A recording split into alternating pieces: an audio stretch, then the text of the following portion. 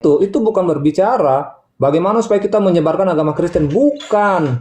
Tetapi Oh, permintaan nyatanya daripada kalian Yesus, menyebarkan agama ya, Kristen kok di dengarkan jalan-jalan amanat kalian di agungnya. Monas kalian Dengar dulu, mengabarkan Anda Yesus. keliru. Orang udah punya Anda agama keliru. kalian kasih beras, sembako, minyak goreng, nggak boleh. Itu Anda itu sudah beda nanti tema kita Bang kalau terkait dengan sembako. Itu sudah beda. Nanti dulu satu-satu kita bahas Bang. Itu diskusi yang baik. Jadi kalau Anda berbicara bahwa Paulus yang menyebarkan ajaran Kristen, ingat ya, iman kekristenan, amanat daripada Yesus itu adalah untuk menyampaikan Injil sampai ke seluruh dunia. Hanya saja orang-orang di Antioquia memberikan memberikan nama komunitas ini loh, orang-orang yang membawa pengajaran daripada Yesus, itu disebutlah mereka ini sebagai Kristen. Kamu mau mengatakan kami Kristen kah atau mau mengatakan domba Yesus atau apapun itu nggak ada masalah buat kami. Karena esensi dari keimanan kami itu adalah percaya bahwa Allah firman-Nya itu sudah datang dalam rupa manusia, sudah menebus dosa-dosa manusia. Berimanlah kepada Yesus supaya kamu diselamatkan. Itu keimanan kami, bukan masalah penyebutan nama Kristen atau enggak. Kemudian tadi saya mau menanggapi Bang Zuma terkait narasi Abang tadi. Saya hanya mau menambahkan begini Bang. Tadi saya belum mendapatkan jawaban. Begini dulu. Sekali lagi saya tegaskan bahwa akar keimanan daripada pengikut daripada Yesus ini tuh jelas datang dari tengah-tengah orang Yahudi. Kemudian orang-orang Yahudi sekalipun, Iya, tapi kalian yang murtad. Kalian murtad. Kenapa kalian percaya Yesus sebagai Tuhan? Nggak boleh. begini Bang, Abang nggak boleh mengklaim kita ini murtad atau diskusi keimanan nggak bisa seperti itu Bang. Abang nggak boleh mengatakan murtad, itu nggak bisa seperti itu. Sekarang Tuhanmu ya Yesus itu Karena- inkarnasi dari siapa? Inkarnasi dari Allah Israel atau bukan? Ini Enggak, diskusi. jangan dulu Anda jangan dulu menyolong begitu. ini Kalau namanya. kamu bilang Yesus adalah inkarnasi dari Allah Israel, kamu blunder. Karena Allah Israel tidak pernah menjadi manusia. Tuhan bukan manusia. Nah, kalau kamu menganggap Allah Israel adalah inkarnasi daripada Yesus, kalian semua Kristen sedunia salah. Karena Allah Israel itu yang disembah Abraham, Ishak dan Yakub bukanlah manusia. Lois El Mekazev, Tuhan itu bukan manusia. Kamu kan bernarasi seperti itu kan karena kamu kan bagian daripada golongan-golongan orang Yahudi yang tidak menerima ketuhanan Yesus. Itu wajar-wajar saja, sah-sah saja. Iya, Tuhan Jadi Yesus nggak ketuhanannya perlu- gimana nggak perlu diangkat? Anda Gimana mempertegas kapan dia itu. menjadi Tuhan? Inkarnasi dari Tuhan yang mana? Inkarnasi, saya ulangi. Yesus Sekarang itu saya mau inkarnasi. Sabar, saya tanya. Yesus itu inkarnasi dari Tuhan yang mana? Ya kalau dalam keimanan kami ya Allah yang disembah oleh Abraham, Ishak dan Yakub.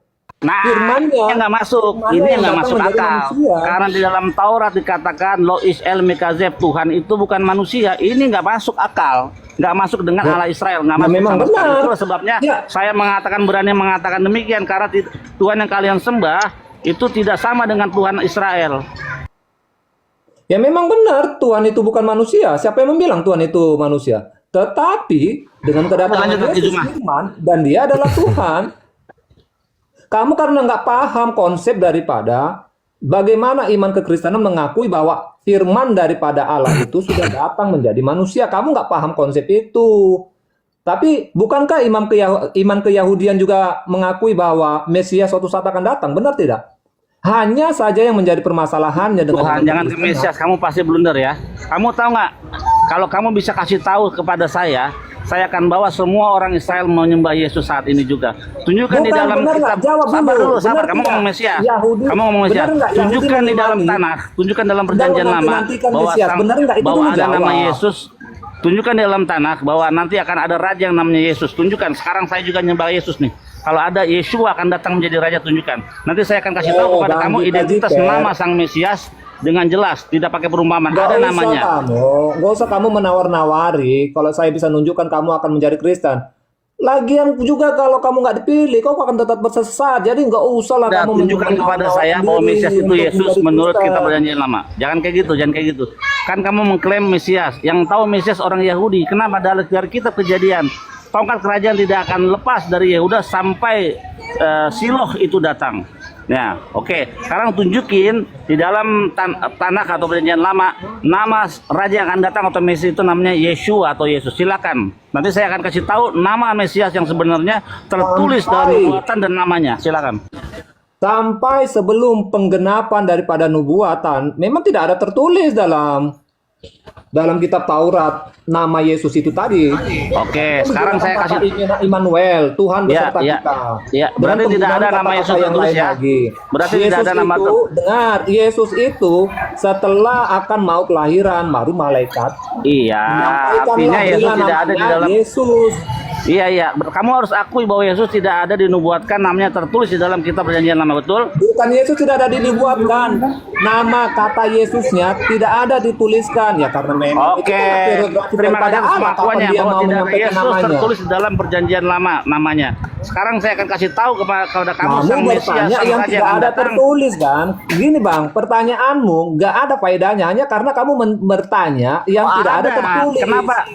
Kenapa saya bilang ada faedahnya? Saya akan kasih tahu kepada Tidak ada kamu langsung faedahnya yang dong. Kamu bertanya yang tidak ada akan tertulis. membuka matamu memahami kitab suci kami tentang nama sang Mesias, Raja yang akan datang, ditulis namanya. Fe Abdul Tasemeloekem, Fe David Matem Asher Akim Lahem. Pada akhir zaman nanti mereka akan menerima kepada Yahweh Tuhan mereka dan kepada Daud Raja mereka, Asher Akim Lahem yang akan aku namanya siapa mereka. tadi Bang? Buka Yeremia namanya 39. siapa? Mesias yang akan datang namanya siapa? Buka Yeremia 30 ayat 9. Anda baca sekarang, coba. Oke, saya baca ya. Kita diskusi ya. Nih, ini nama sang Mesias, Raja yang akan datang. Iya, kamu saja jangan kepanasan. Dari tadi kita kan memang diskusi. Oh, nggak kepanasan. Coba. Loh, terus kenapa abang berkata kita ini diskusi? Memang dari awal kita diskusi. Iya, memang diskusi supaya kamu fokus.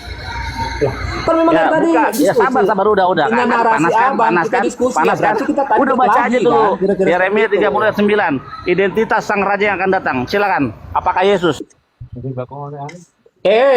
Jangan bicara. Ya, ini nama ya yang abang bilang ya. Abang kan nggak terima. Iya, abang baca. Abang Namanya kan siapa sang raja yang akan datang? Dengar, Silakan. abang kan ingin beriman.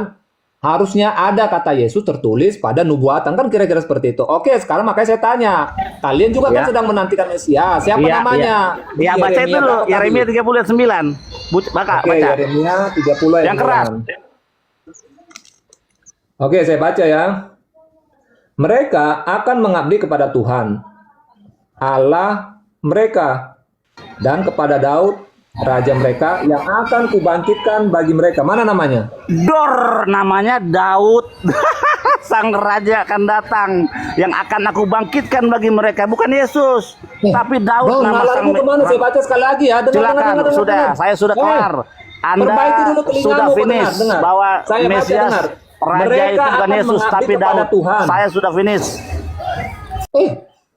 Saya baca lagi ya. Mereka akan mengabdi kepada Tuhan Allah mereka, ya, dan kepada Daud raja mereka yang akan kubangkitkan bagi. Di mana di situ ada tertulis Mesias akan datang yang bernama siapa namanya? Tidak ada tertulis. Kamu enggak kamu. Oke. Mesias itu raja bukan? Jamret. Mesias itu raja bukan? Jamret. Konteks raja bagaimana dulu sekarang? Iya. Ya jawab dulu. Mesias raja bukan? Itu kan penggunaan kata kan yang ada di dunia. Iya, juga. jawab Sekarang dulu. Raja yang mana? Raja surga atau raja di dunia?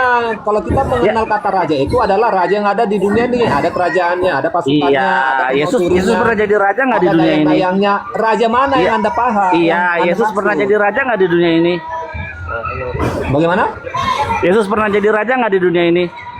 Penyebutan kata raja bagi Yesus itu bukan fokus seperti dong, raja ditanya Yesus pernah jadi raja nggak di dunia ini? Raja yang Yesus ada pernah jadi raja nggak di dunia ini? Yang ada dayang-dayangnya. Susah udah, cuma lanjut dah. Yesus. Udah kena ayat dibingung deh. Lanjut cuma. Raja yang dimaksud di dalam Alkitab yang disematkan kepada Yesus itu adalah sebagai penguasa langit dan bumi, pencipta bumi dan surga. Seperti itu yang dimaksud raja sebagai penguasa. Kamu banyak belajar lagi lah. Siapa namamu? Bang Trijika Jiper. Ya. Ya, jadi saya kembalikan kepada tema ya. Jadi ketika Anda mengatakan bahwa agama Anda itu berakar dari Yahudi, akarnya, saya kan udah mengatakan tadi, akarnya ya. Bisa, tapi konsepnya bukan dari Yahudi. Konsep agamanya, akarnya iya. Saya kasih data ya. Di dalam Kejadian 49 nomor 27. Ketika Nabi Yakub memanggil anak-anaknya kemudian, lalu Nabi Yakub meramalkan, menubuatkan tentang keturunan dari semua anaknya. Tibalah di data 27 setelah Nabi Yakub menubuatkan anaknya Benyamin. Apa kata Nabi Yakub? Benyamin adalah seperti serigala yang menerkam. Pada waktu pagi ia memakan mangsanya, membunuh mangsanya. Dan pada waktu petang ia akan membagi-bagi rampasannya. Ini nubuatan Yakub terhadap anaknya Benyamin. Jadi keturunannya nanti Benyamin itu berlaku seperti serigala. Kita lihat di dalam Filipi 3 nomor 5. Aku Paulus disunat pada hari ke-8 dari bangsa Israel dari suku Benyamin. Ini akarnya ya. Jadi Yakub menubuatkan Benyamin, keturunannya seperti serigala. Aku dari suku Benyamin. Yesus mengatakan waspadalah kepada orang Farisi. Tentang pendirian terhadap hukum Taurat, aku ini adalah orang Farisi. Celakalah engkau wahai orang Farisi. Engkau menyeberangi lautan, menjelajahi daratan. Untuk mentobatkan orang di luar Yerusalem menjadi pengikut agamamu, dan setelah menjadi pengikutmu kau jadikan dia jadi orang neraka dan 2 kali lebih jahat daripada engkau. Tolong dicatat itu. Lalu kemudian ketika dikatakan bahwa keturunan Benyamin berlaku seperti serigala, memakan mangsa, lalu membagi-bagikan mangsanya keluar dari Yerusalem, di dalam 1 Yohanes 2 nomor 18-19 Anda dengarkan baik-baik. Anak-anakku, waktu ini adalah waktu yang terakhir. Seperti yang telah kamu dengar, seorang antikristus akan datang. Sekarang telah bangkit banyak antikristus. Itulah tandanya bahwa waktu ini benar-benar adalah waktu yang terakhir. Memang mereka berasal dari antara kita, tetapi mereka tidak sungguh-sungguh termasuk pada kita. Sebab jika mereka sungguh-sungguh termasuk pada kita, niscaya mereka tetap bersama-sama dengan kita. Tetapi hal itu terjadi supaya menjadi nyata bahwa tidak semua mereka sungguh-sungguh termasuk pada kita. 1 Yohanes 2 nomor 22. Siapakah pendusta itu? Bukankah dia yang menyangkal Yesus adalah Kristus? Dia itulah antikristus, yaitu dia yang menyangkal baik Elohim maupun anak. Sebab barang siapa menyangkal anak, ia juga memiliki bapa. Dia tidak memiliki bapa. Barang siapa mengaku anak, ia juga memiliki bapa. Nah, sekarang permasalahannya adalah Paulus itu menyangkali bapa. Bapak yang datang di tengah-tengah Bani Israel itu disangkalnya. Bapak yang mengajarkan dia bukan manusia, bukan anak manusia, disangkal. Dia mengajarkan bapak nuzul menjadi manusia. Disangkalnya bapak itu.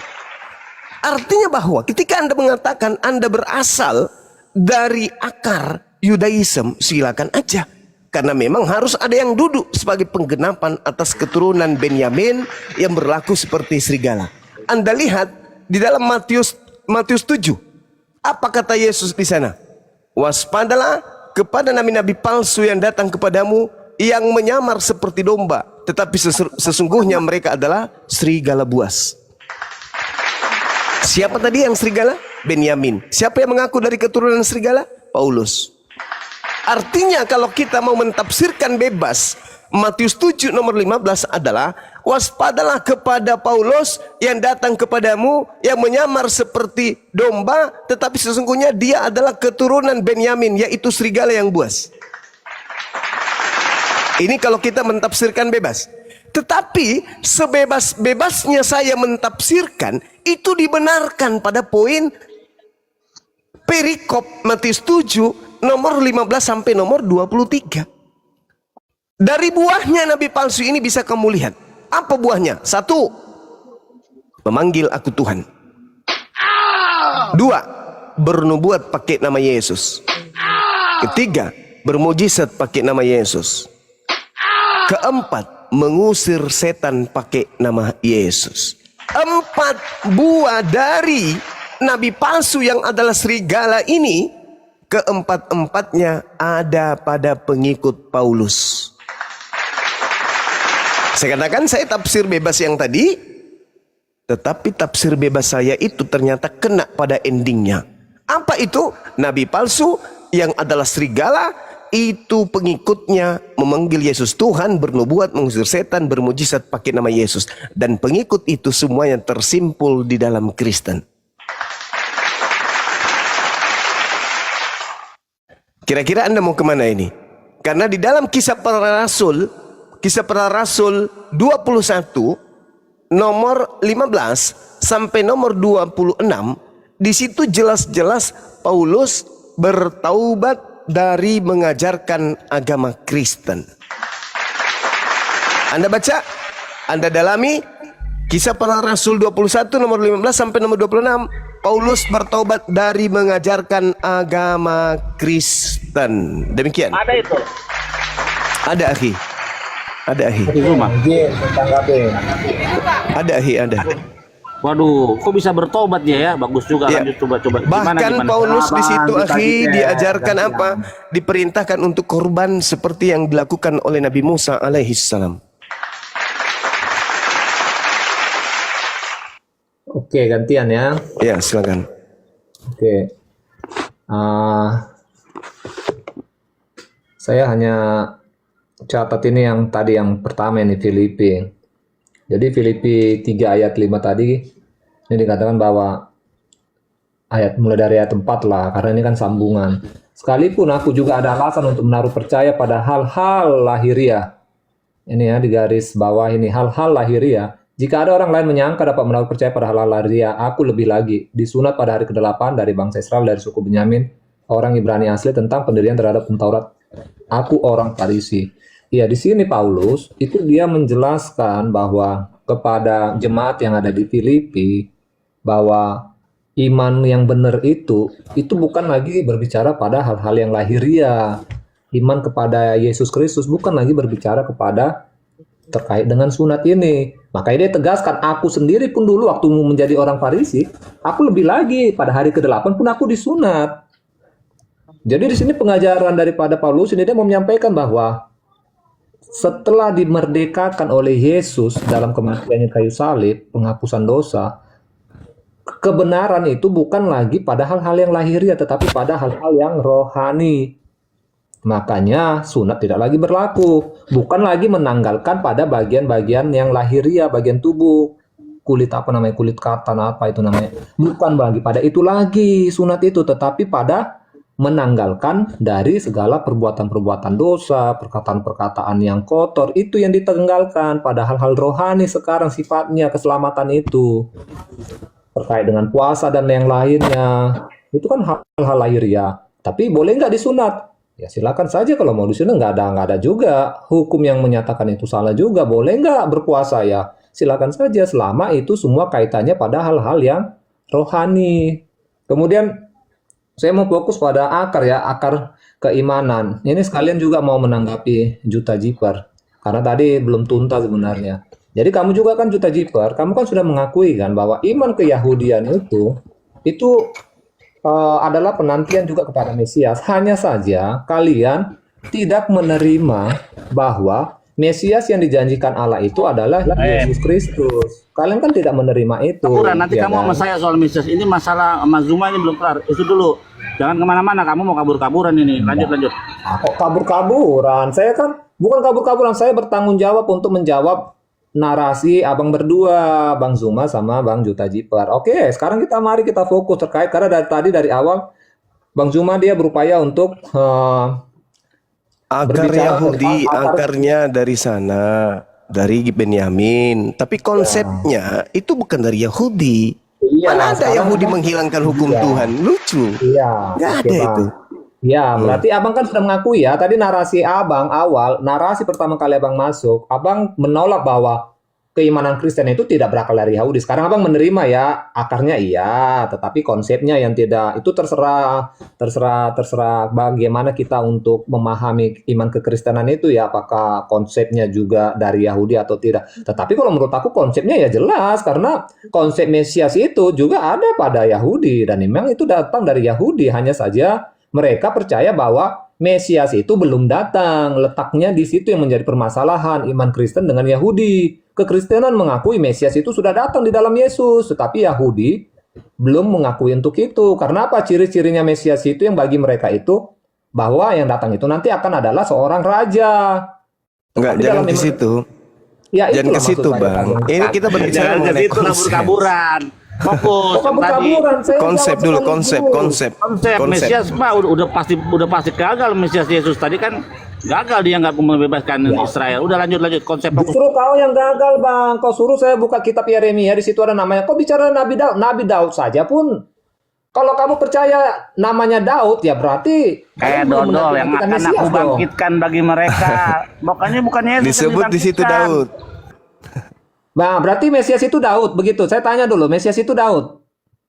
Betul, memang Mesias Daud. Emang Raja Daud bukan Mesias. Raja Daud adalah Terus Mesias. kalian Bukan sekarang Mesias masih artinya menanti-nantikan kedatangan Mesias apa? enggak? Sekarang Mesias Yahudi artinya apa? masih Mesias Mesias artinya yang menanti-nantikan kedatangan. diurapi. Semua Raja, raja-raja orang Israel raja. termasuk Daud, Mesias diurapi. Makanya nanti Tuhan akan bangkitkan raja yang akan datang bagi Israel. Siapa? Daud. Namanya Daud. Entah itu Daud bin Suaib, Daud Itu nggak bin nyambung. Dojon. Kalimatnya Ya. saja pun nggak nyambung dengan nama Daud. Kamu jauh sekali itu. Tapi kalau kamu mau mengatakan memang Mesias itu adalah yang diurapi, makna daripada namanya, ya memang kan ketika Yesus dibaptis, Yesus Apa? Allah mengatakan Tunjukkan bahwa kepada saya. kepadanya lah Yesus, aku berkenan. Yesus tidak pernah diurapi secara tradisi Yahudi dengan minyak urapan, nggak ada. Yesus itu diurapi di kaki itu bukan urapan di kepala, bukan kaki. Yang urapi juga perempuan, nggak boleh Urapan menyentuh itu yang datang bukan dari manusia.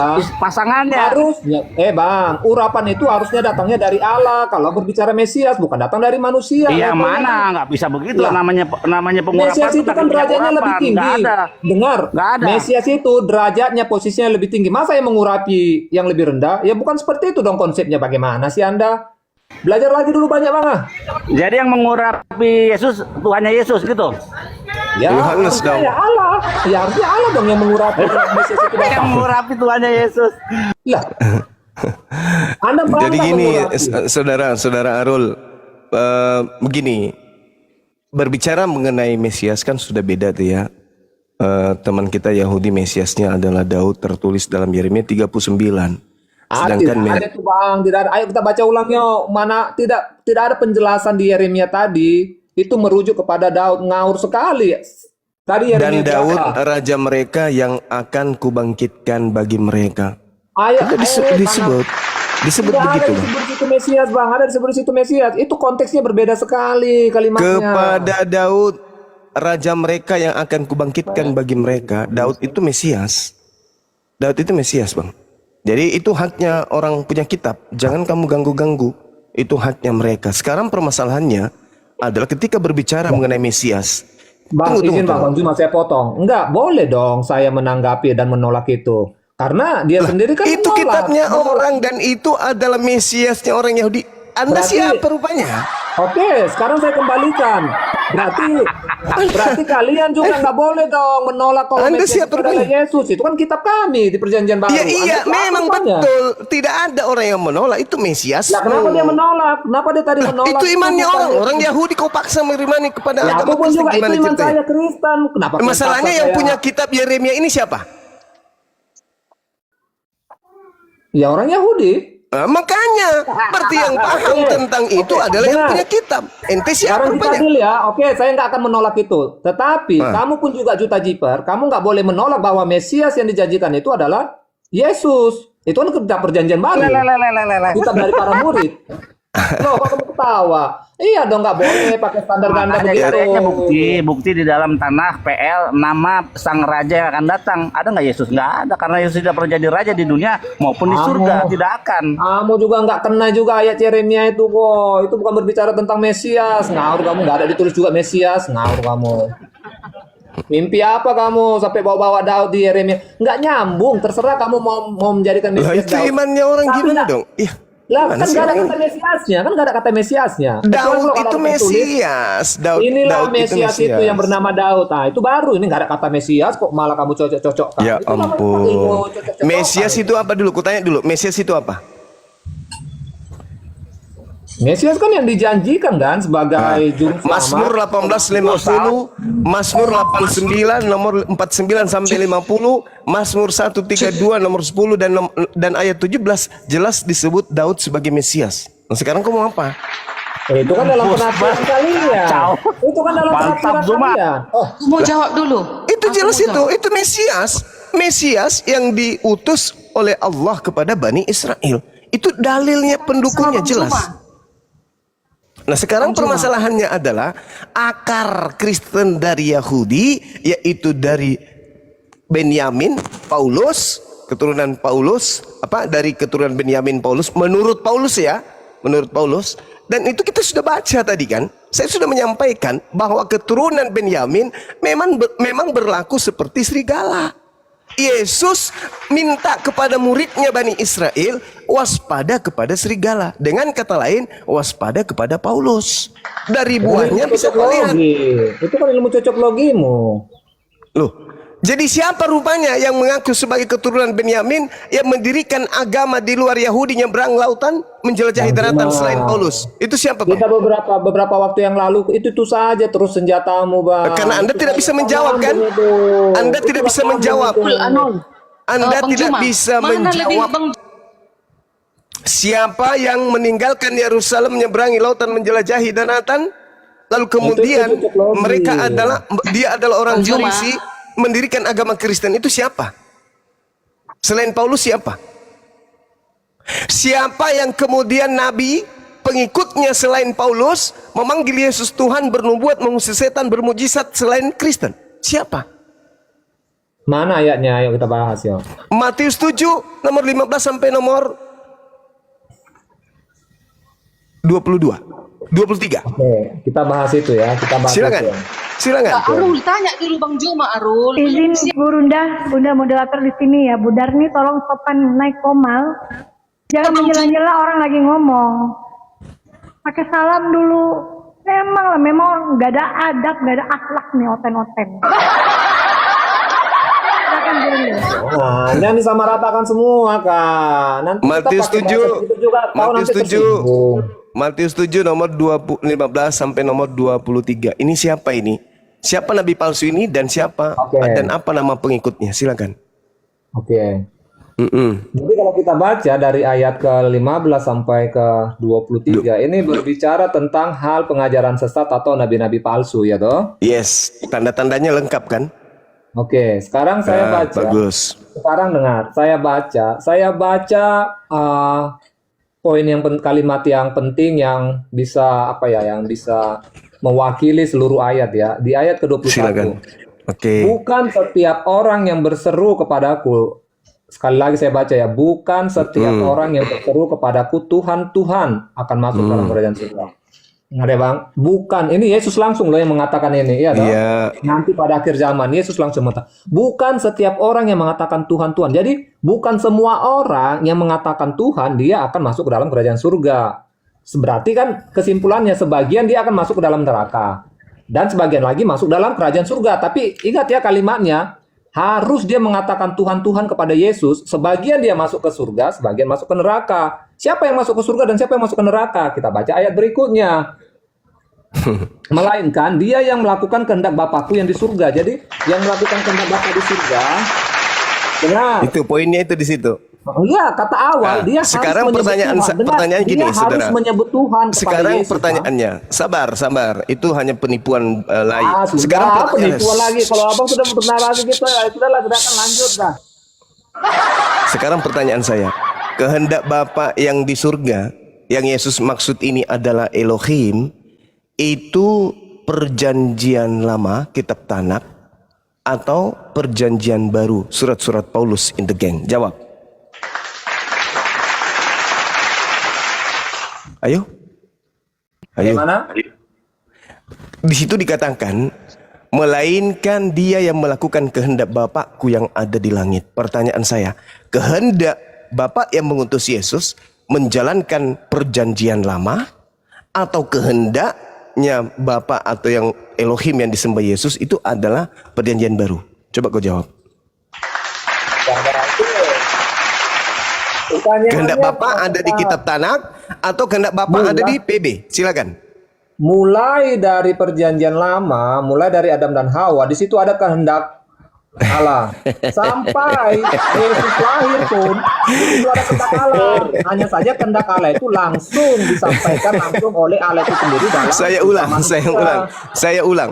Kehendak Bapa itu tertuang di PL atau tertuang di PB? Jawab. Itu pertanyaan penyesatan kita. Loh.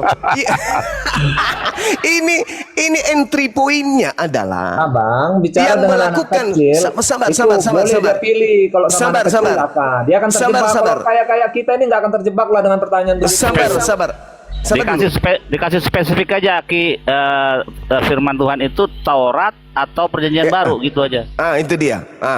Perjanjian kehendak Bapa itu Taurat atau perjanjian baru. Coba Anda lihat di dalam Matius 19. Apa kata Yesus di sana ketika ditanya, "Bagaimana caranya wahai Yesus supaya aku bisa memperoleh hidup yang kekal?" Apa kata Yesus? Coba kita lihat. Dia mengatakan apa? Jangan membunuh, jangan berzina, jangan mencuri, jangan mengucapkan saksi dusta, hormati ayah ibumu dan seterusnya, bla bla bla bla bla bla bla dan seterusnya. Dan jika kalau ingin sempurna, maka juallah hartamu, berikan kepada si miskin. Ini kehendak Bapa, bukan? Berarti ini tertuang di mana? Taurat. Berarti kehendak Bapa itu adalah Taurat. Makanya Yesus mengatakan dalam Matius 5 nomor 19, barang siapa yang menghapus, meniadakan hukum Taurat, meskipun yang paling terkecil, lalu mengajarkan kepada orang lain, maka dia akan menempati neraka. Itu jelas itu. Jadi ada dua kelompok. Tunggu, Bang. Tunggu. Ayat yang baru Abang